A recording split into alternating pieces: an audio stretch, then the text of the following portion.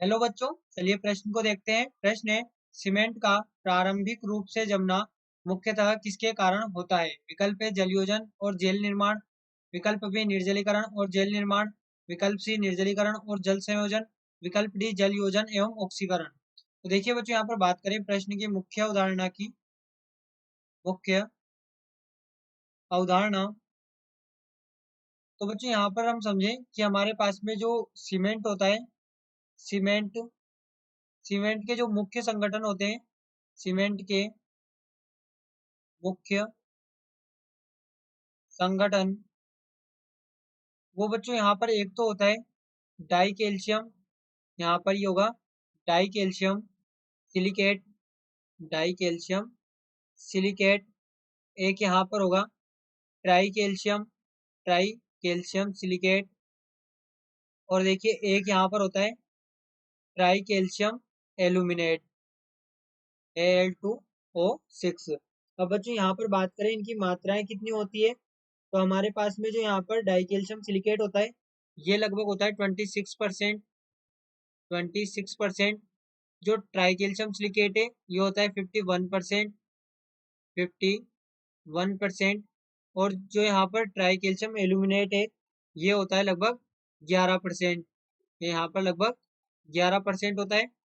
अब बच्चों होता क्या है, जो सीमेंट के जमने की प्रक्रिया है, सीमेंट को सीमेंट को वायु में जल के साथ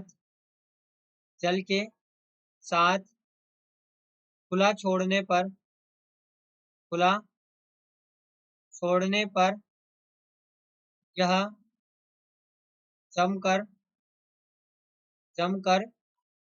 कठोर हो जाता है क्योंकि इसका जलयोजन हो जाता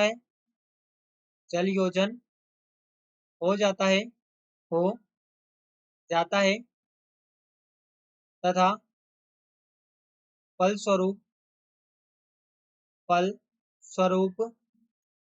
ये बहुलक संरचना